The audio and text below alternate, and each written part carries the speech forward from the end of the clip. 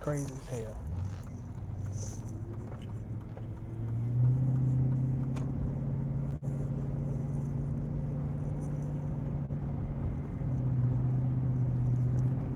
All right.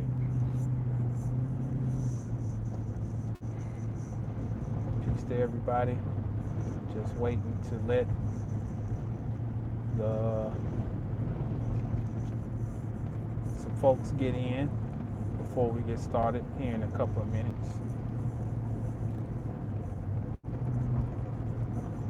Hope everybody's doing well. If you can hear me, give me a one, please. Anybody?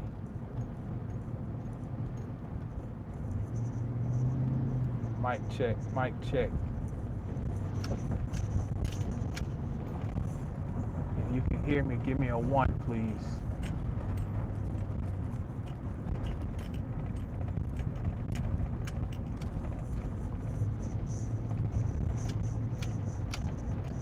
All right, there we go. Peace Almighty, Miss Erica.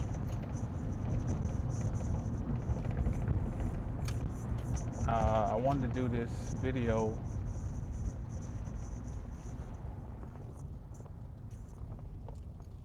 What up, Gnosis? Been out here listening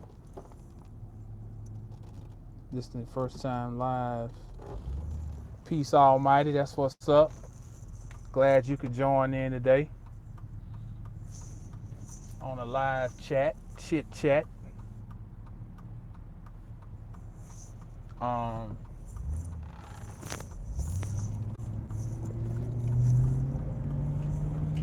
I'm doing this video for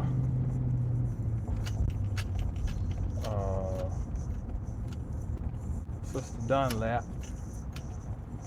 She trying to go and respond to some of the questions that are that show up in the comment section.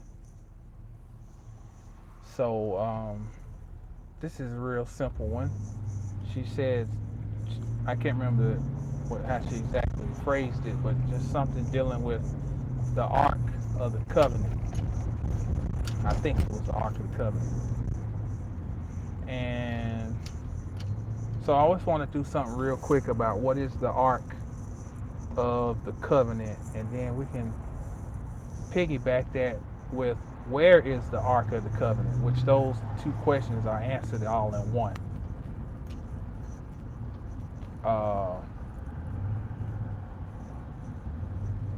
So I thought it was interesting that she asked that about the Ark. This is just funny about synchronicity and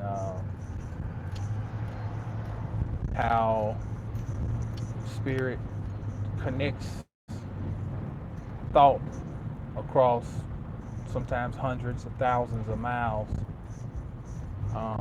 Because I had been looking into something anyway, just on the word arcane, which, you know, arc is the root of arcane. So when we're looking at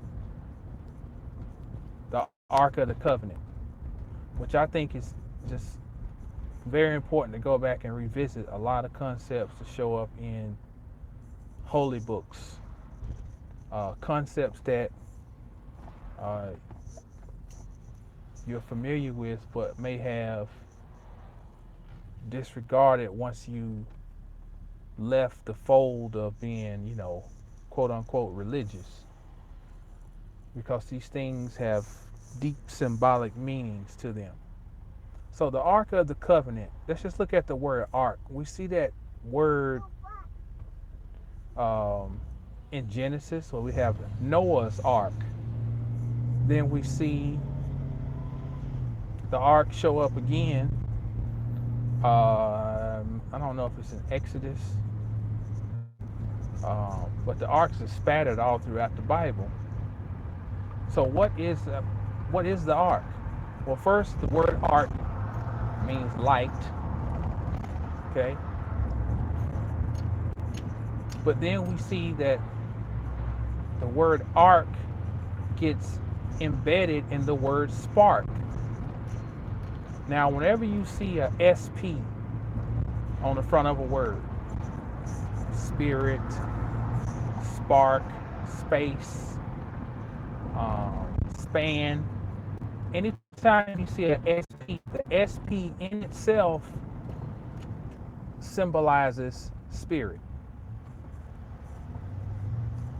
The word peace almighty, Sister Cosmic Mayat, the word or the consonant grouping of SP, a combination, denotes spirit all in itself. So when you see the word spark, you're saying that a light is embedded in a spiritual container or containment. It's a fire that's embedded inside of something. Thus, we have spark. So we see the arc in it. We say that's the light. But let's look at the term Ark of the Covenant. Now, covenant denotes some type of agreement. All right. So when we see that term, that phraseology, Ark of the Covenant, we are getting a clue as to your original creation. See, everything comes back to one thing. We made an agreement to have all of the travails and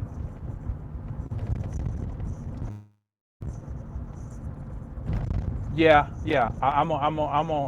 haven't had a chance to go and reply, but I got it.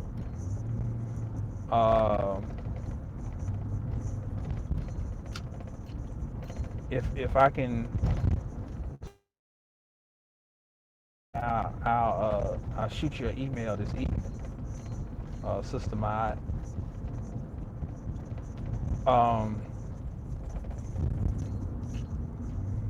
The covenant is the original agreement that you made to come and endure humanity. That's why it's called the Ark of the Covenant. It is the agreement that your light body made to be a human, to have all of these trials and tribulations and ups and downs and emotional roller coasters and dealing with ignorant people and whatever you can think of, that is the Ark of the Covenant. That's the covenant. You know, it is not about a group of people literally who were in a wilderness. We know better. We know better.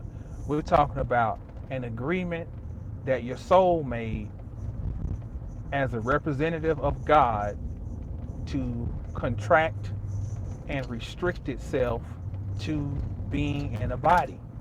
Now, this is how beautiful it is to understand language, etymology, symbolism. Because we've got the word ark, light, and then if we go a step further and we have arcane, the word arcane means coffin. It's a coffin. Now, so that means that if ark is light and then we put the suffix cane on the end, it becomes a coffin. Then let's put two and two together. It is a light that is buried in a coffin. If it's a light that is buried in a coffin, then that means that light had to pre-exist somewhere else.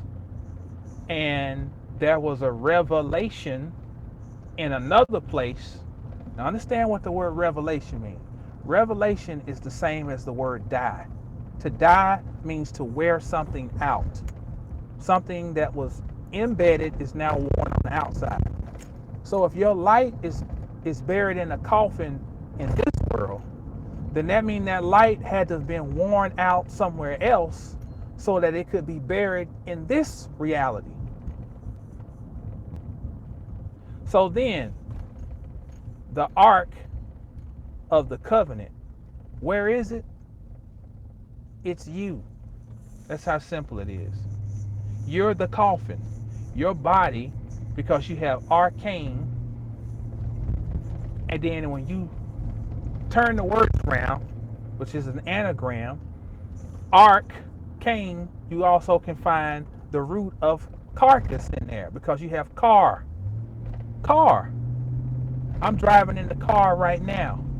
Ka, spirit. Spirit body contains the light. Carcass, body. So the dead body or the coffin is literally this. This is the coffin. I'm an animated coffin, but I'm animated by the spark light that's inside of the coffin. So then you go back and just start thinking then. Noah's Ark, what's the real mystery of Noah's Ark? Him putting 2 of every animal. We know that there's something dealing with DNA, 2 strands.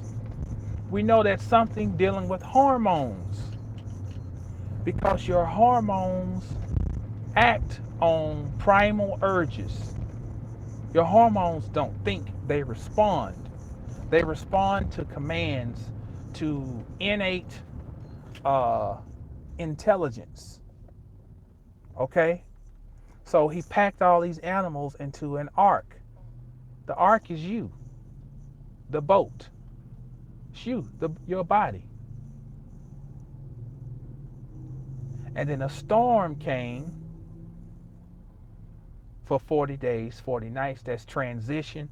That's you transitioning to or going through a phase of alchemy to become something greater than what you were. So we see that word ark appearing in all these different places. And that's really just how simple it is. This is for Sister Brianna. She brought that up, asked about, and I'm sorry if it's just too simple, but really it should be just that simple. These things in any of these books are really just that simple. Once you can understand the language of symbolism, I mean, everything just pretty much becomes elementary. It's just being able to find how the symbols are embedded.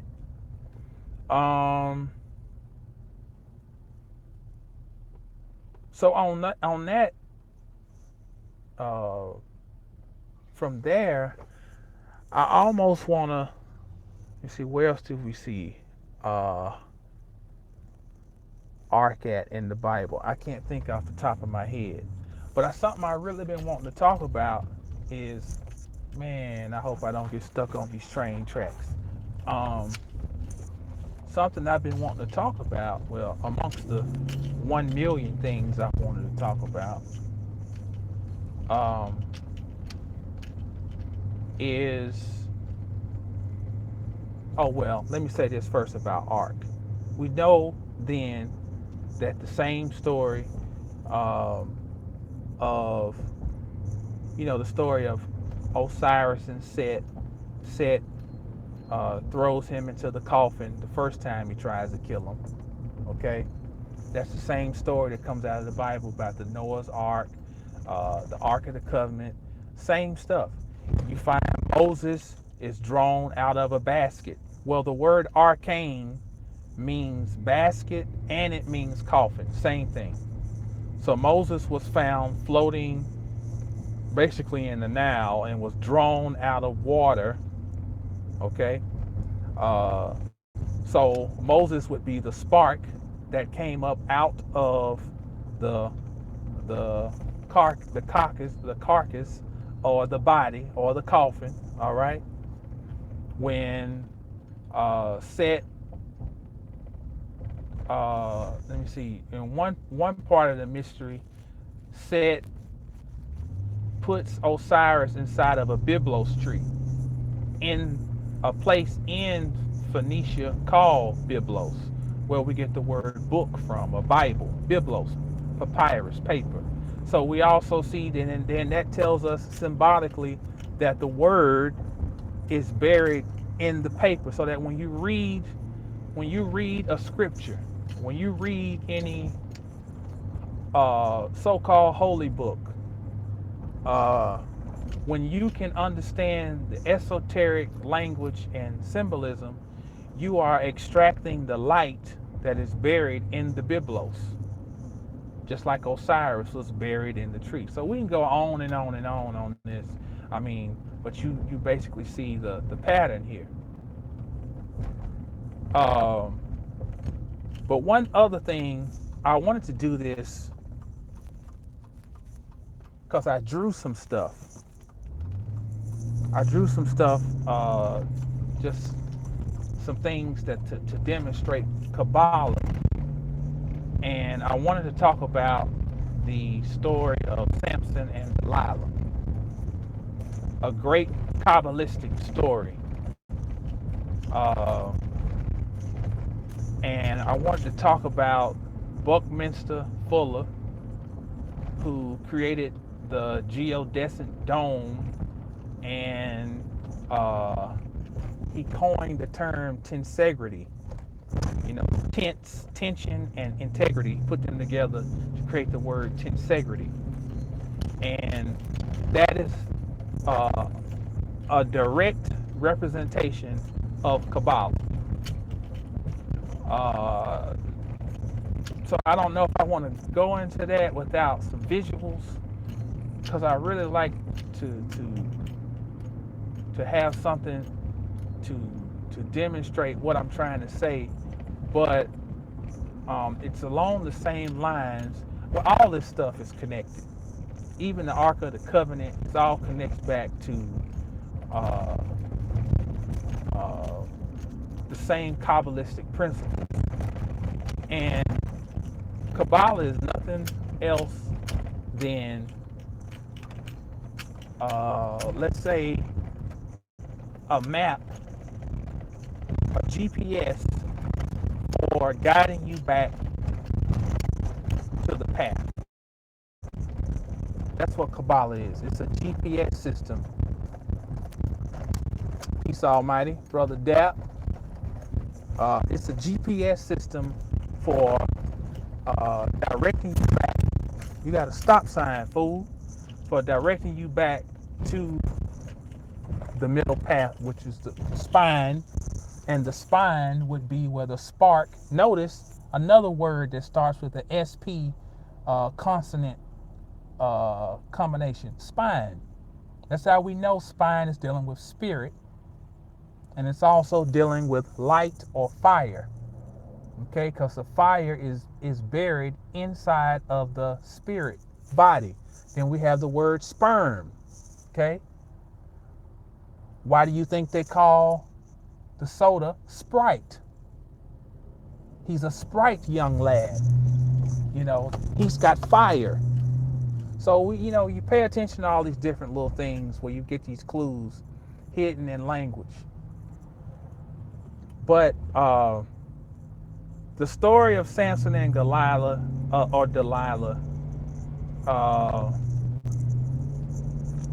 is the story of the Matrix. And it is a Kabbalistic story. And it is dealing with magnifying the spark or the light inside of the coffin. Reader's Digest version I'll give you is that Samson meets this woman, they call her a harlot. Now this is a story of Samson. When they say he meets the harlot represents a soul. Okay? And the world of matter. So Samson is a god who becomes enthralled and enamored with the world of matter. That's what Delilah represents. She's no more evil than some big red chewing gum. Okay? So 3 times she tries to get Samson to tell his secret to his power. Okay? And on the 4th try, he finally tells the truth. Okay?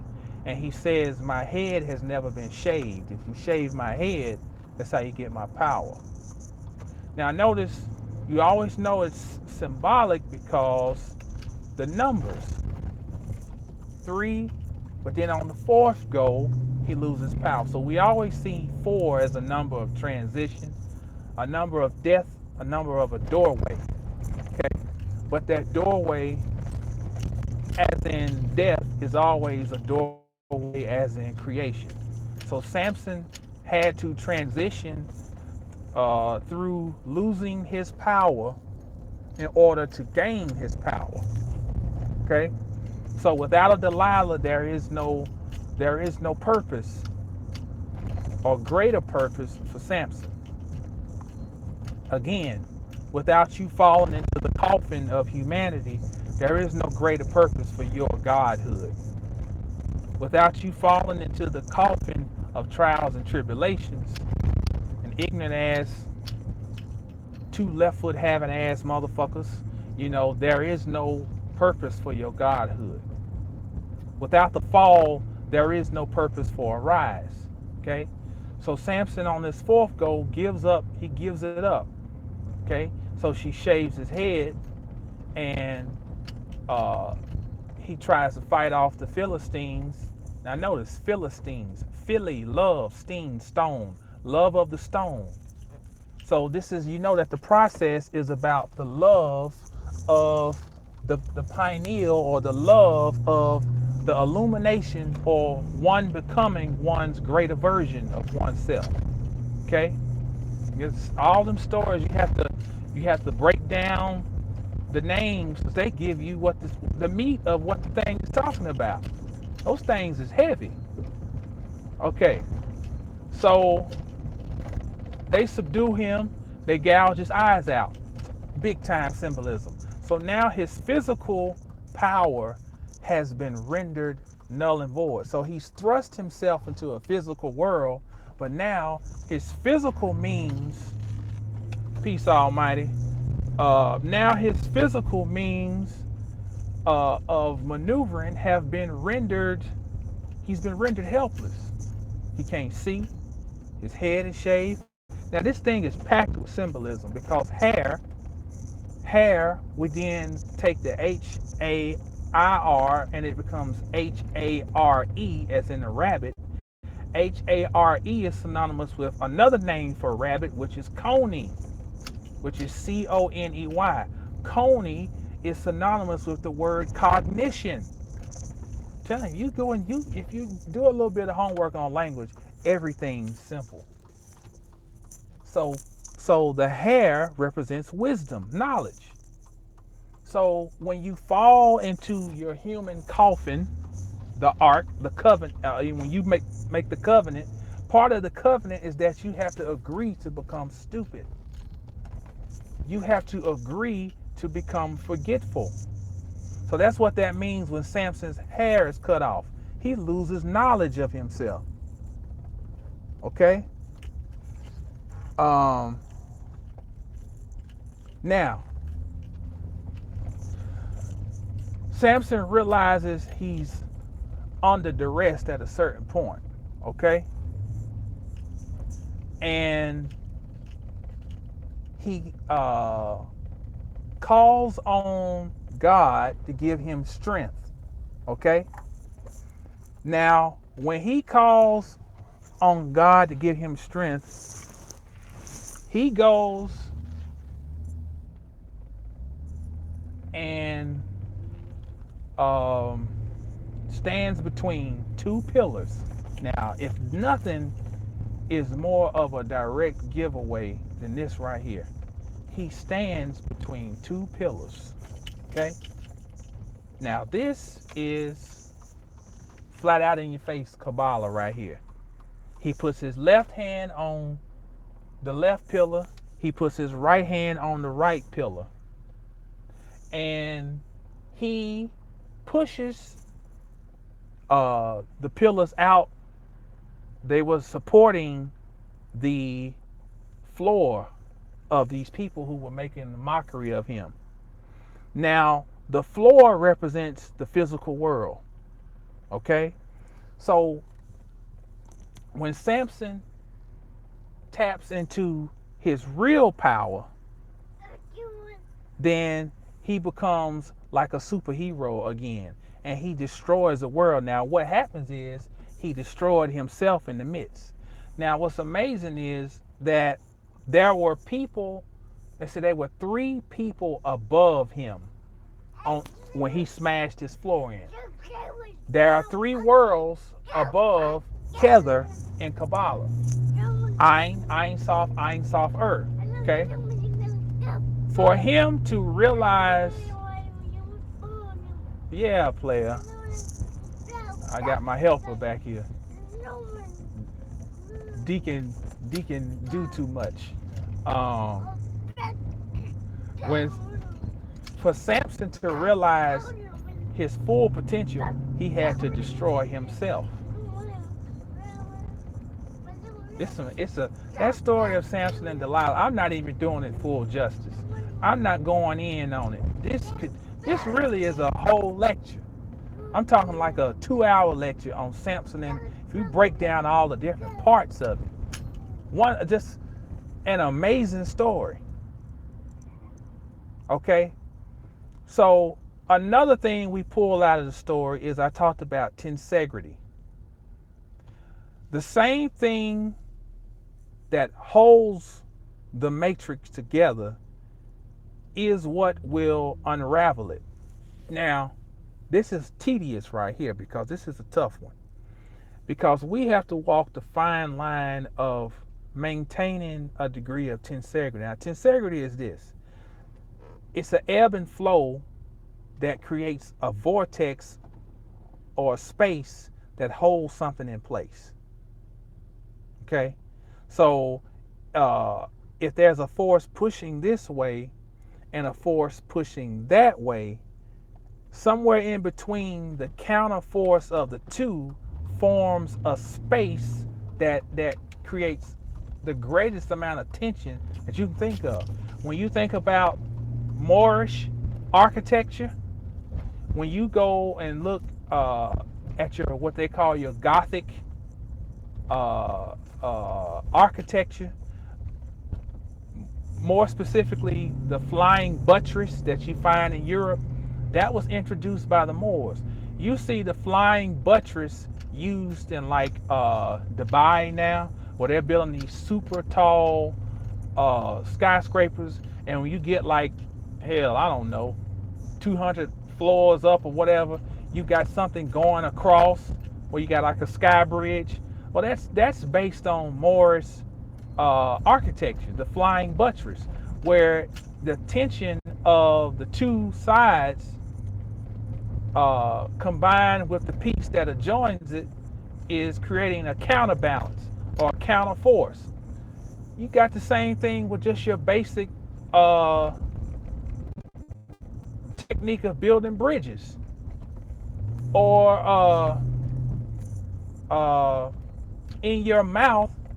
When you have dental work done, they put something in your mouth called a bridge, and a bridge uses something called abutments. The abutment are teeth that are adjacent to the area where you got a group of missing teeth, and they'll put an abutment on one tooth, a abutment on the other side, and they create a counter force for the bridge to be fixed to, and that's what keeps your everything in place. Counter force. So the matrix is held together by tensegrity. Now, what's tricky about this is that we are challenged to develop our own understanding of tensegrity in our lives, okay? Until, though, it is time for us to do what Samson did, where he put his left hand on the left pillar and his right hand on the right pillar, and he brought the temple down. Now, each of us, that's part of your own personal journey of determining when that time comes. Now, collectively, on a human scale, on a global scale, we are in that time period where Samson has his hands on the left pillar and the right pillar.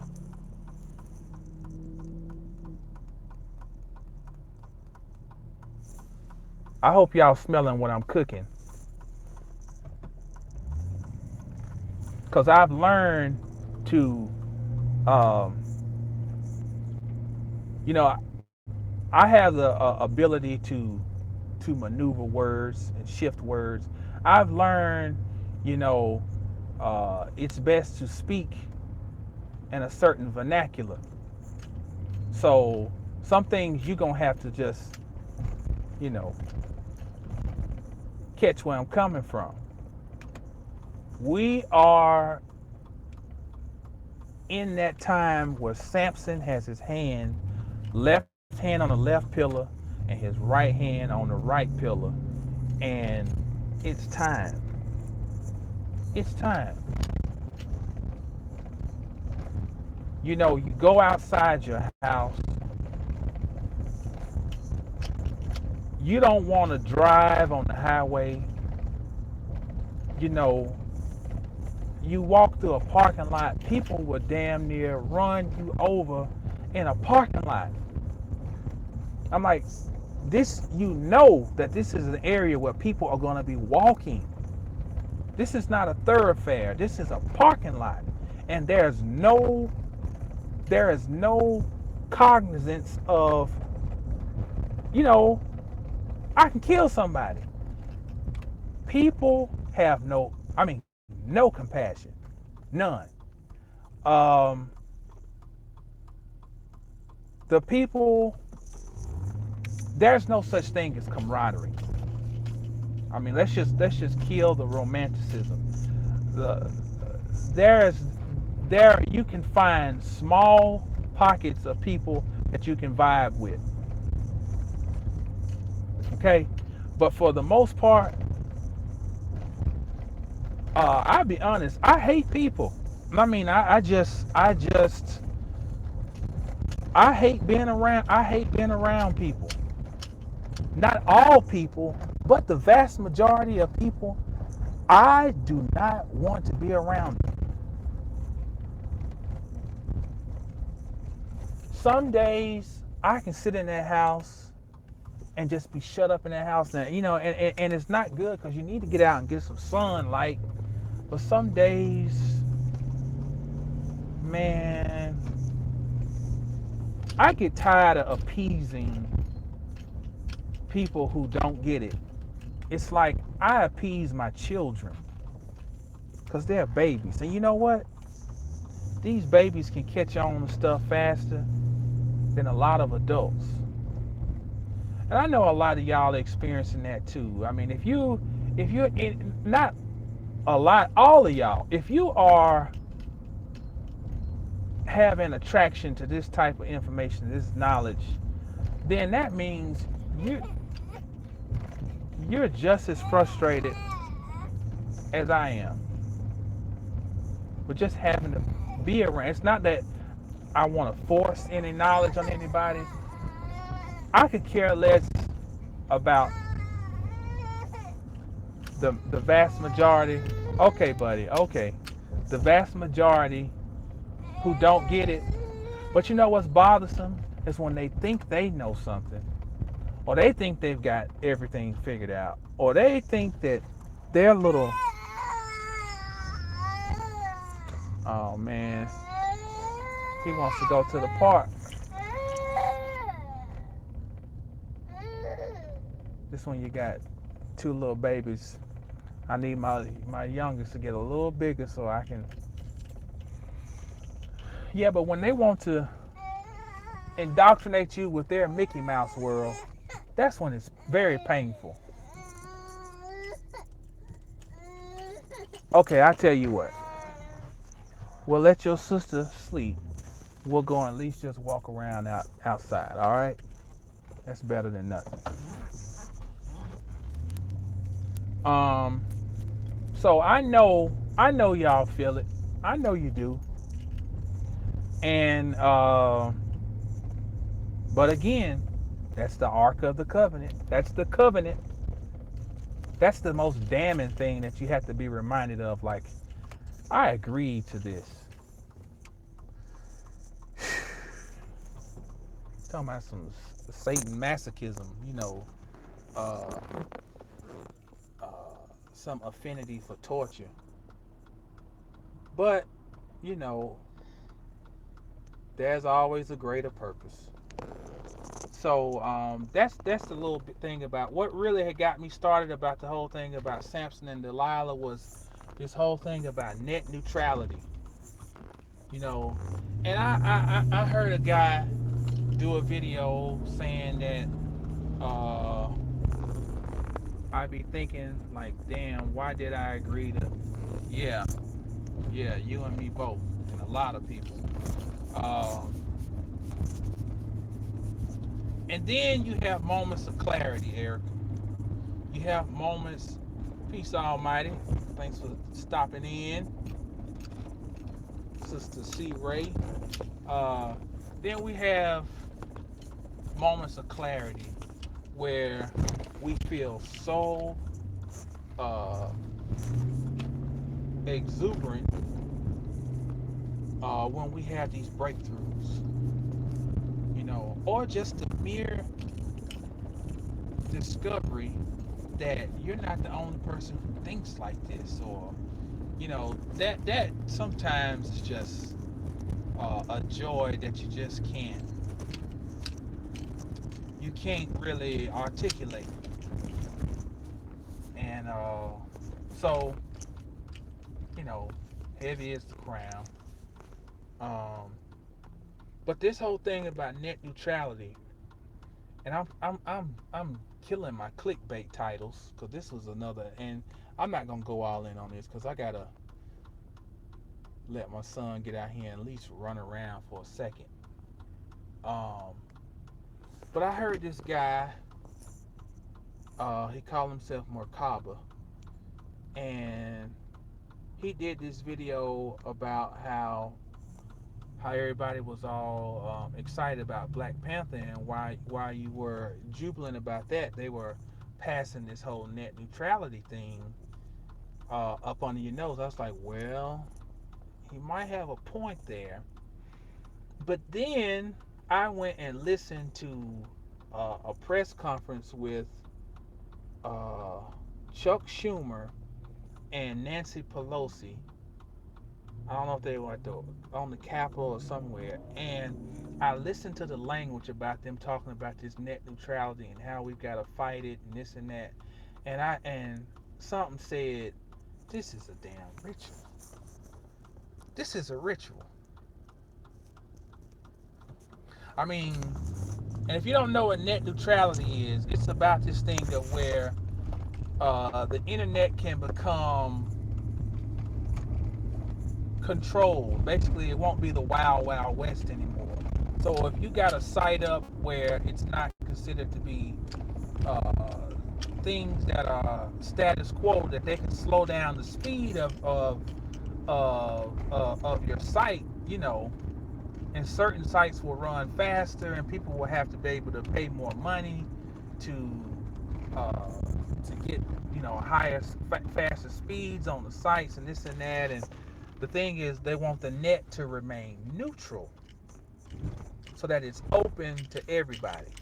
Now, what I got caught up in, and I hope y'all heard me all this because I took my earpiece out with the one that's got the damn mic on it.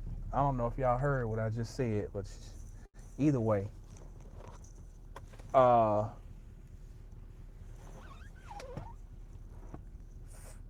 the net remaining neutral.